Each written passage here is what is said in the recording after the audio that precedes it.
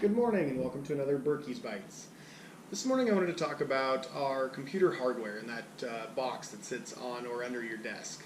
Well, we get a lot of questions about what kind of computer hardware you should buy and really what goes into designing that to fit for what you need. That could be for your employees or for yourself. We always recommend that you buy business hardware. That's going to be something that's designed for business use. It's designed for the heavy hours that we use it. It's also designed with less of the bloatware, the software that you don't want on your computer.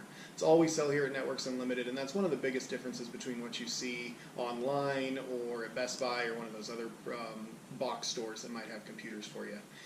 What we do is we look at what the employee is using or yourself and really try and find what's the right fit so that that tool that your employee is using or yourself fits what it needs to do and that they don't slow down because their computer won't do what they need it to.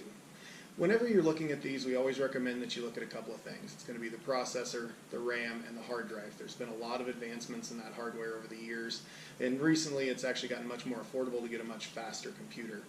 If you have any questions on this stuff or want to find something that fits specifically for your business, please reach out to us here at Networks Unlimited. We'd love to talk it through with you. Thank you.